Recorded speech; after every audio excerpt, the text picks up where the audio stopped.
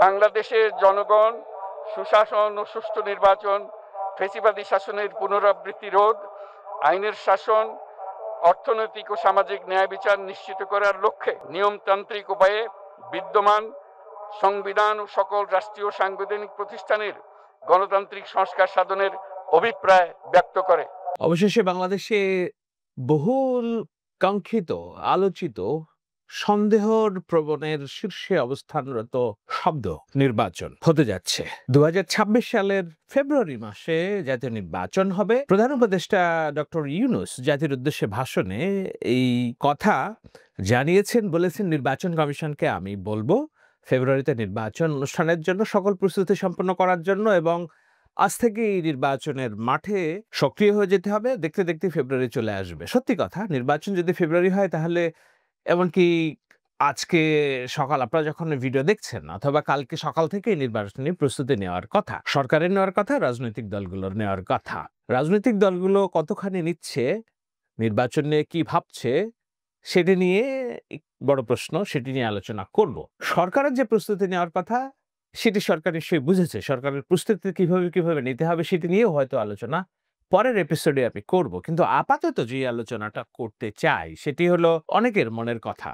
নির্বাচন নিয়ে শেষমেশ সংশয় কি তাহলে কেটে গেল? নির্বাচন তাহলে হচ্ছেই ফেব্রুয়ারিতে? দেখুন, নির্বাচন ফেব্রুয়ারিতে হচ্ছে, হবে, হতে হবে, এ বিষয়ে কোনো সন্দেহ নেই। আমি এর আগ দিয়ে বিক্ষিপ্তভাবে আলোচনায় বলেছি যে পার্লামেন্টারি ডেমোক্রেসিতে যদি আমাদের প্রবেশ করতে হয় এবং সেটাই যদি রাষ্ট্র পরিচালনার মূলনীতি হয়, যদি আমরা গণতন্ত্রে বিশ্বাস করি, যদি আমরা সংসদীয় গণতন্ত্রের উপর আমাদের ফিরতে হয়, তাহলে আমাদের নির্বাচনে যেতেই হবে। নির্বাচনে যাওয়া ছাড়া কোনো বিকল্প নেই। এখন নির্বাচনে যাওয়ার জন্য যে সমস্ত বাধা আছে, যে সমস্ত রাজনৈতিক শক্তি অপশক্তি যারা নির্বাচনকে ভণ্ডুল করতে চায়, নির্বাচন ব্যবস্থা ব্যতি রেখে দীর্ঘমেয়াদী ক্ষমতায় থাকতে চায়, তারা নির্বাচনের আগ দিয়ে অশান্তিকর একটা পরিস্থিতি তৈরি করে নির্বাচনকে অশান্তিপূর্ণ তৈরি করা, নির্বাচনের রক্তপাতের পরিবেশ তৈরি করতে চায়। তেমন পরিস্থিতি হলেও আমি এর আগে বলেছি, বারবার বলেছি যে রক্তপাত যদি আমাদের নিয়তি হয়, এই নিয়তিকে ফেস করে নির্বাচনে যাওয়াটাই রাজনীতি। রক্তপাত হবে বলে নির্বাচন ভয়ে থাকা, নির্বাচন দূরে রাখা, সেটি রাজনীতি না। সেটা করলে আপনি সমাজযাত্রা করব, সেটা করলে আইসক্রিম বিক্রি করব। কিন্তু রাজনীতি করতে হলে আমার রক্তপাতের আশঙ্কাটাও মেনে নিতে হবে। কিন্তু দেখতে হবে যেন রক্তপাত না হয়। তো রক্তপাত যেন না হয় সেটার দায়িত্ব সবার, এমন না। বড় দল হিসেবে শুধু বিএনপির না, এই দায়িত্ব না। সরকারের দায়িত্ব, ছোট দল হিসেবে এনসিপির দায়িত্ব, জামাত ইসলামীর দায়িত্ব, সবার দায়িত্ব। এমনকি পতিত যারা পলাতক আওয়ামী লীগ, তারাও যদি বাংলাদেশে গণতান্ত্রিক রাজনীতি করতে চায় ভবিষ্যতে ২০-২৫ বছর পরে, তবুও তাদের এই যে নির্বাচনী পার্লামেন্টারি ডেমোক্রেসিতে ঢুকতে হবে এবং ঢুকতে সহায়তা করতে হবে, যেটা তারা করেনি বলেই তারা ফ্যাসিস্ট হয়েছে এবং পলায়ন হয়েছে গণঅভ্যুত্থানের মুখে। গণঅভ্যুত্থানের মুখে কোনো রাজনৈতিক দলের পলায়ন হলে তার রাজনীতিতে ফেরার পথ থাকে না। আমি বারবার বলছি, কোনো হিসাব নিকাশেই আমার কাছে মনে হয় না শেখ হাসিনা এবং জয়ের নেতৃত্বে আওয়ামী লীগ বাংলাদেশের রাজনীতিতে প্রতিষ্ঠিত হবে। কিন্তু শেখ মুজিবুর রহমানের প্রতি যাদের ঈমান আছে, আওয়ামী লীগের প্রতি যাদের ঈমান আছে, তাদের রাজনীতিতে থাকবে বাংলাদেশে। কিভাবে থাকবে, কোন পন্থায় থাকবে, নিশ্চয়ই তারা বুদ্ধিমান খুঁজে বের করবে। আপাতত যেই বিষয় সেটি হলো নির্বাচন। নির্বাচন প্রশ্নে প্রধান উপদেষ্টা ঘোষণা দেওয়ার পর নির্বাচন কেন্দ্রিক সব সংশয় কেটে গিয়েছে কিনা, এটি আলোচনার বিষয়। দেখুন, নির্বাচন নিয়ে আজকে কথা প্রসঙ্গে এই আলোচনাটা আমি জুড়ে দিচ্ছি। ফায়েজ তৈয়ব আহমেদ, সরকারের আইসিটি মন্ত্রী, বিশেষ সহকারী প্রধান উপদেষ্টা, তিনি একটি কমেন্টস করে লিখেছেন যে প্রধান উপদেষ্টা ফেব্রুয়ারিতে নির্বাচনের ডেট দিয়েছেন। আমি সেখানে বলেছি অভিনন্দন। তো সে আমাকে বলছে আপনি সহ যারা এই নির্বাচনের সংশয়ের ব্যাপারে সংশয় ছড়িয়েছেন তাদের একটা বিহিত করতে হবে। উনি ফান করেছেন চশমা স্টিকার দিয়ে। আমিও ফান করে বলেছি যে না, আমি সংশয় ছড়াইনি, কিন্তু আপনারা এদিক ওদিক যে করেছেন আমি একটু রশি টেনে ধরার চেষ্টা করেছি। হ্যাঁ, আমি রশি টেনে ধরার চেষ্টা করেছি, বহুত চেষ্টা করেছি যে নির্বাচনের বাইরে যারা সরকার পরিচালনা করতে চায় সুশীল দিয়ে, সেইটা কোনো সরকার না। একটা দেশে নির্বাচন যদি অনেক বছর না হয় তাহলে সেই দেশে নানান ক্রিঞ্জ এলিমেন্টের জন্ম নেয়। এই দেশ এমনকি গৃহযুদ্ধেও পতিত হতে পারে। সেই রকম দেশ তো আমরা চাই না। শেখ হাসিনার পতনের পর যদি আমাদের গৃহযুদ্ধ করতে হয় নির্বাচন নিয়ে, তাহলে তো শেখ হাসিনা বলবে যে না ঠিক আছে আমি ঠিক ছিলাম, মানুষই বলবে শেখ হাসিনাই ঠিক ছিল। আর যাই হোক, ডান্ডা মেরে সবাইকে ঠান্ডা করে রেখেছিল। এদেশের মানুষের যেন গণতন্ত্র দরকার নেই। সে ধরনের পরিস্থিতির দিকে আমরা যাব না। আশার কথা হচ্ছে যে আমরা যাচ্ছি না সেদিকে। নির্বাচন ঘোষণার পরপরই নির্বাচনের আগ পর্যন্ত সকল যেসব রাজনৈতিক মতানৈক্য ছিল এবং ক্ষোভ ছিল, নানান রকম সংশয় ছিল যে না নির্বাচনের ঘোষণা হলে হয়তো মিছিল বেরিয়ে যাবে চারিদিক থেকে নির্বাচন বিরোধী। না আমরা নির্বাচন চাই না, আমরা ডক্টর ইউনূসকে চাই না। কিছুই হয়নি সেরকম। সুতরাং নির্বাচন ফেব্রুয়ারিতে হবে এবং এ বিষয়ে মোটার আগে একটা ঐকমত্য আছে। জামায়াত এনসিপি এখন আনুষ্ঠানিক প্রতিক্রিয়া জানায়নি। কিন্তু তাদের যারা think tank আমি সুলতান জাকারিয়া একটা পোস্ট পড়ছিলাম। সুলতান জাকারিয়াকে আপনারা অনেকেই চিনেন না। আমরা যারা ফ্যাসিস্ট বিরোধী ঐক্যমতে ছিলাম, অনেকদিন কথাবার্তা বলি, নিজেদেরকে চিনি, তারা জানি। তিনি খুব ইনফ্লুয়েন্সিয়াল এনসিপির যে ইশতেহার, সেই ইশতেহার প্রণয়নে ভূমিকা রেখেছেন তিনি বলেছেন যে নির্বাচনের বাইরে কোনো রাস্তা নেই, আমাদেরকে এই রাস্তায় হাঁটতে হবে। বোঝাই যাচ্ছে যে এনসিপির ভিতরে দুই একটা পক্ষ নির্বাচন বিরোধী থাকলেও মোটা দাগে তারা নির্বাচনকে স্বাগত জানাবে। তারা নিজেরা অংশগ্রহণ করবে কিনা আমার জানা নেই। আর জামাত নির্বাচনে অংশগ্রহণ তাদের করতে হবে, কেননা স্বাধীনতার পর এটাই সবচেয়ে বড় সুযোগ তাদের বিরোধী দলের আসনে। কিন্তু তারা যদি সেই সুযোগ হেলায় নষ্ট করতে চায়, যদি নির্বাচন বয়কট করে, ঠিক আছে, বয়কট যদি তারা করতে চায়, অনেক রকম ইতিহাসের ভুল সিদ্ধান্ত নিয়েছে জামাত। যেমন এটা আমি ৭১ আর ৪৭ এর প্রশ্ন বললাম না, এমনকি ৯৬ সালেও আওয়ামী লীগের সাথে তাল মিলাতে যেয়ে, সুশীল রাজনীতি করতে যেয়ে আওয়ামী লীগকে ক্ষমতায়ন করেছে, যার খেসারত তাদেরকেও দিতে হয়েছে, সারা বাংলাদেশের মানুষকে দিতে হয়েছে। আজকেও যদি তারা ভুল রাজনীতিটা করে, তাহলে আর কি নির্বাচন হবে বাংলাদেশে নিশ্চয়ই বিরোধী দল হিসেবে নির্বাচন করার জন্য অন্যান্য রাজনৈতিক দলগুলো তো আছেই। বাংলাদেশে ৭৮টি রাজনৈতিক দল আছে এই মুহূর্তে, ৫৪ না ৭৮টি রাজনৈতিক দল ঐক্যমতে অংশ নিচ্ছে। তারা সবাই নির্বাচন করবে এবং জাতীয়তা পার্টি এরশাদ জিএম কাদেরের নেতৃত্বে তারাও নির্বাচনে আসবে। সুতরাং জামায়াত যদি নির্বাচনের বয়কটের মতো সিদ্ধান্ত নেয়, আত্মঘাতী সিদ্ধান্ত হবে, নিশ্চয়ই তারা সেটা সিদ্ধান্ত নেবে না, তারা নির্বাচনেই আসবে। এনসিপি কে নির্বাচনে আসতে হবে এবং এটি তাদের জন্য একটি ভালো কাজ বলেই আমি মনে করি। কেননা নির্বাচন যদি তারা না আসে, জনসম্পৃক্ততার বিষয়টা তারা বুঝতে পারবে না, তারা ট্রায়াল রান প্রসেসে আগামী দিনের নেতৃত্বের জন্য প্রস্তুতি নিতে পারবে না। তাদের ভিতরে বিপ্লবী চেতনার যে একটা ভাব আছে, সেখান থেকে পরিশীলিত রাজনীতি করা, নিয়মতান্ত্রিক রাজনীতি করার পথে যে তারা হাঁটছে, প্রতিটা পদে পদে তারা হোঁচট খাচ্ছে, কিন্তু তারা শিখছে, এটি খুব ভালো দিক। এবং আমরা অনেক সমালোচনা করলেও তাদের এগিয়ে যাওয়ার পক্ষেই কথা বলছি, এগিয়ে যাওয়ার পক্ষেই কাজ করছি, সমালোচনা করে কিছুটা লাইনে রাখার চেষ্টা করছি। তো যেটা বলছিলাম যে এই হলো যখন রাজনৈতিক দলগুলোর অবস্থা, তখন নির্বাচন হবে কিনা, সেই প্রশ্নটার সুযোগ আছে কিনা, সেটাই তো আলোচনা। যে এই সুযোগটা আছে কিনা তে নিয়ে অনেক বিজ্ঞজন আলোচনা করছে। আপনাদের একটা বিষয় স্পষ্ট আমি জানিয়ে রাখি, ৫ আগস্টের পরে আমি প্রায় ৬ মাস ডক্টর ইউনূসের সরকারের কোনো বিরোধিতা করিনি। কিন্তু ৬ মাস পরে যখন দেখলাম সোশ্যাল মিডিয়া লাইক কমেন্টস এর উপর ভিড় করে তারা ৫ বছরের ক্ষমতায় থাকার জন্য একটা নানান রকম ফন্দি ফিকির করছে, স্লোগান, কথাবার্তা দিয়ে ধরাকে সরাগন করার চেষ্টা করছে, এবং যার নেতৃত্ব দিয়েছিলেন সরকারের অভ্যন্তরে থাকা ২-৩ জন উপদেষ্টা, খলিলুর রহমান এবং একেবারে এই নেক্সাসের, অশুভ নেক্সাসের অন্যতম সদস্য সচিব হিসেবে প্রেসের দায়িত্বে থাকা শফিকুল আলম, তখন আমি এদের প্রত্যেকের বিরুদ্ধে কথা বলা শুরু করলাম এবং কেন তারা এই ৫ বছরের গান গাইছে সেটি নিয়ে বিরোধ করার কথা শুরু করলাম। ডক্টর ইউনূসের কনফ্লিক্ট অফ ইন্টারেস্ট সামনে নিয়ে এসে তাকে চাপে রাখার কথা শুরু করলাম।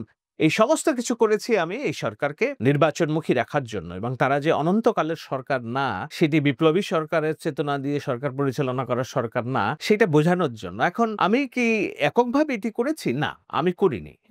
এটি আমার একক কোনো ক্রেডিটও না, বরঞ্চ সাধারণ মানুষ, সচেতন মানুষ, তারা বুঝেছে। অনেক বোদ্ধা যাদের সামাজিক যোগাযোগ মাধ্যমে হয়তো এত ইনফ্লুয়েন্স নেই, লক্ষ লক্ষ লাইকস কমেন্টস নাই, কিন্তু তারা একজন ফিগার, ব্যক্তি, তাদের সম্মিলিত বক্তব্য কাজে এসেছে। সরকার কর্ণপাত করেছে এবং সবচেয়ে বড় যেই কাজটা হয়েছে সেটি হলো দল হিসেবে বিএনপির যে শক্ত নার্ভ, স্ট্রং নার্ভের রাজনীতি, তারেক রহমানের লিডারশিপ, শক্ত নার্ভের লিডারশিপ, যে না, সরকার যে যতই বলুক, কথা বলুক, নির্বাচন হইতে হবে সময়ে। একটা সময় যখন জুনের কথা বলছে বিএনপি, তখন বেঁকে বসেছে না, ডিসেম্বরে নির্বাচন হতে হবে।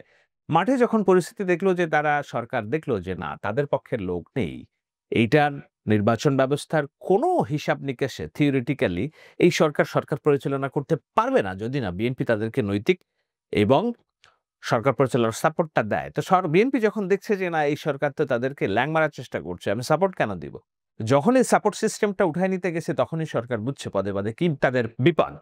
এবং এই সোশ্যাল মিডিয়া লাইক কমেন্টের ভরসা করে শফিক সহ অন্যান্যরা যারা ডক্টর ইউনূসের প্রতিনিয়ত কান ভারী করছেন, স্যার আজকে আমাদের ৫ লক্ষ লাইক পড়েছে, স্যার আজকে আমাদের ২ লক্ষ লাইক পড়েছে, স্যার মানুষ তো আমাদের যাইতে দিচ্ছে না, স্যার 5 বছর ডক্টর ইউনূসও হয়তো কিছুটা নিজে বুঝেছিলেন যে না ঠিক আছে দেখি না একটু চেষ্টা করি, ক্ষমতার লোভ তো সবার কম না, সবারই কম বেশি থাকে, যদিও তিনি অ্যাডামেন্ট ছিলেন যে না তিনি জুনের মধ্যে নির্বাচন দেবেন। কিন্তু এই যে ফায়েজ তৈয়বের কথাতে আমি যে উত্তরটা লিখেছি যে আপনারা এদিক ওদিক করেছিলেন, আমরা কেবল একটু রশি টেনে ধরেছি, সেটাতে কাজ হয়েছে।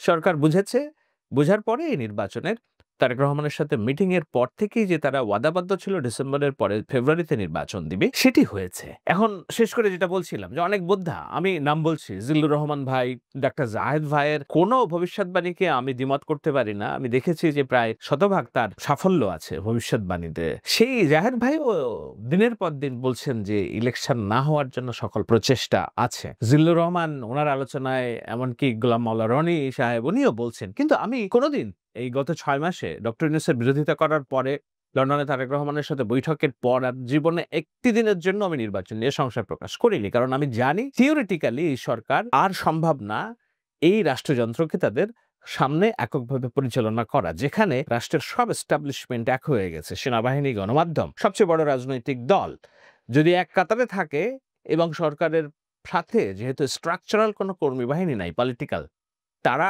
এই রাষ্ট্রকে একলা পরিচালনা করে নিতে পারবে না, তাদেরকে নির্বাচন দিতেই হবে। সে কারণে আমি নির্বাচন নিয়ে সংশয় প্রকাশ করিনি।